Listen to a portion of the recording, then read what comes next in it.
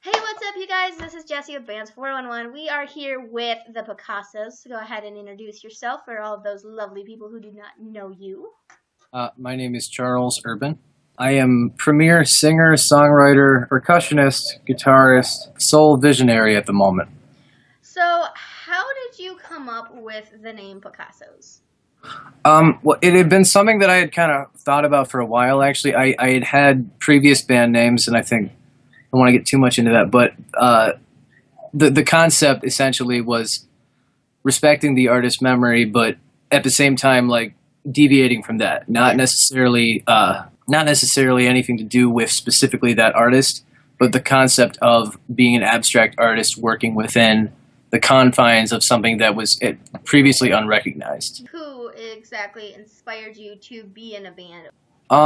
Well, a lot of my, I'd say my influences would probably correlate to bands like Smashing Pumpkins, Marilyn Manson, a lot of those earlier '90s, early 2000s bands like The Used, AFI, My Chemical Romance, things of that nature. If you had to genreify yourself, what genre would you classify yourself to be? Well, I initially had set out to be a loud, punky, grungy outfit. Well, it was supposed to be a band. It was always supposed to be a multi-person group. But over the years, having the layers stripped down, it ended up being just myself most of the time. Yeah. And I guess it never meant to be acoustic, but now that it is acoustic, I have heard the term Seance Polka. Okay. And I'm kind of running with that right now. Spooky Seance Polka. Do you currently have a record label? Are you working on one? What's the deal on that? I don't have a record label. The music on Bandcamp, of course, but not anything sophisticated as a record label. But so independent as they come, DIY.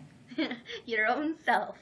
So, what can you tell me about your instruments? And we will talk about your suitcase after, but are you particular to any certain brands? Like, it must be this brand of microphone or this brand of guitar, or I'm not getting my butt on that stage. Or you just play whatever?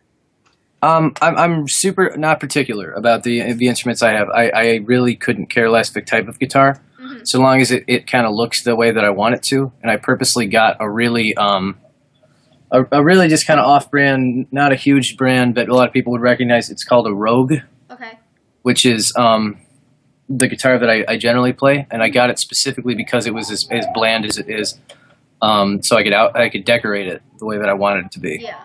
The only thing I'm super particular about are my picks, which are Jim Dunlap 60 millimeter, and they're super old school and gray. Those of you who have not seen the Picassos perform, Charles does something absolutely amazing that I can guarantee you won't ever see anywhere else. He somehow manages to play a suitcase. And if you want to go ahead and talk about how you came up with that idea, how that all began, and how you interpreted it into your songs. Well, being as though the first instrument I ever picked up was drums. So I started as a drummer and learning drums at an early age.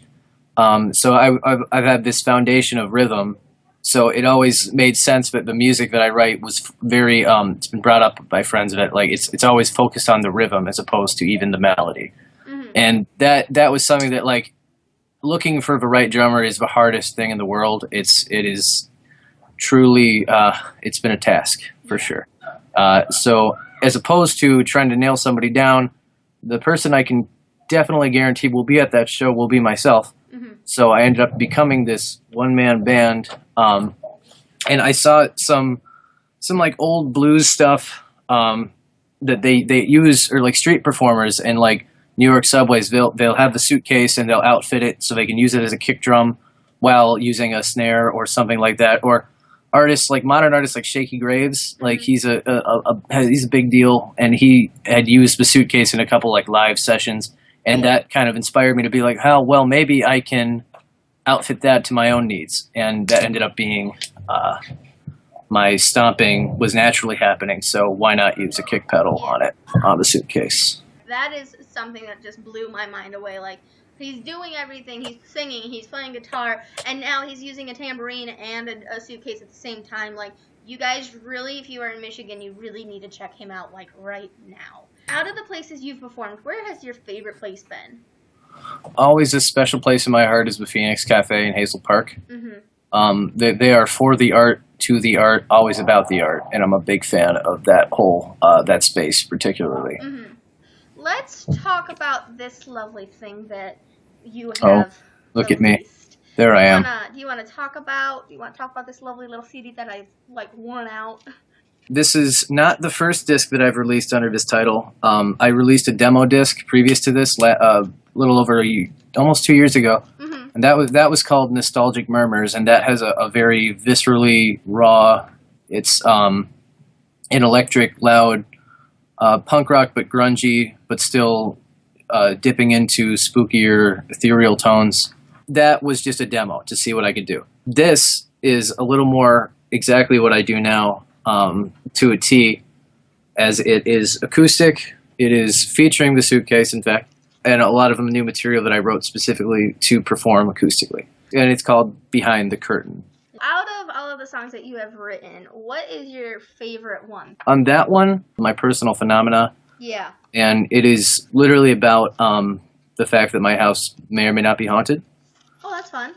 And the spirit that I have come to room and board with, it's been a long journey, but the concept of wishing that you'd rather be among the dead than the living, because you'd rather, gives you a little peace of mind to know that you're not necessarily alone in that. What are your main themes for your songs? I like to write around concepts, and if I can help it, horror-based, the main focal points is always to tell a story if I can. Yeah. Yeah.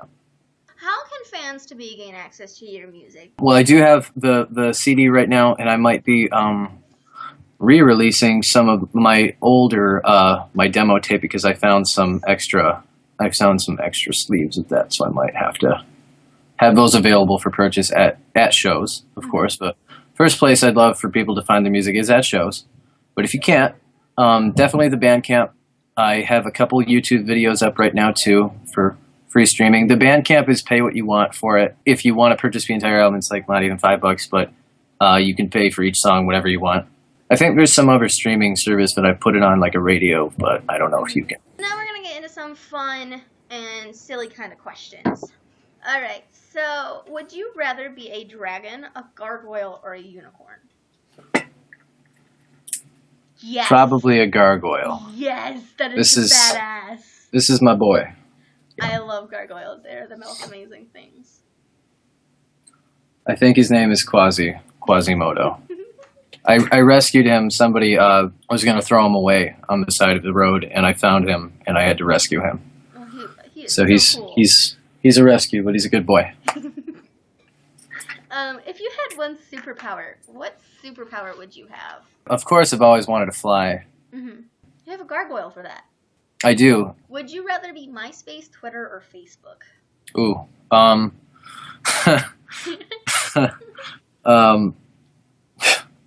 MySpace, because it's dead. You steal my line. Literally, it says right here, but MySpace is dead. There. See, I mean, it's too tragic. It is. The story of MySpace. It is very tragic. I was there. If you could be any movie character, who would you be and why?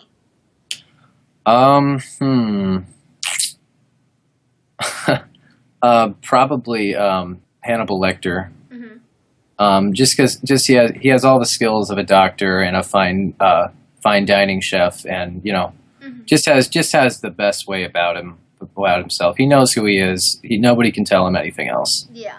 Like if you gotta chop up some people and consume them and serve it to someone else, I mean, that's just his bag. And I can only aspire to be that confident. Mm-hmm. If you could paint the world in a different set of colors, what set of colors would you paint them in? I feel like everyone would expect me to say grayscale. I mean, like some sepia toned grayscale, maybe something. One or the other. Sepia would actually be really nice. I would enjoy some deep golds and some classic vintagey browns. Yeah. I think that could be a nice time for a while. So we got one more question, then we're gonna wrap things up. If you could rename a squid, a turtle, and a kangaroo, and rename them anything you want, what would you call them? Like the chimera of the three? No, just individually. So like, Oh, if you had to okay. rename a turtle, you could name it whatever you want. I would probably name the turtle the squid the turtle, and the kangaroo probably just call it. Yeah, it would have to be. It'd still be kangaroo. It'd just be Kangaroo Jack consistently. Okay.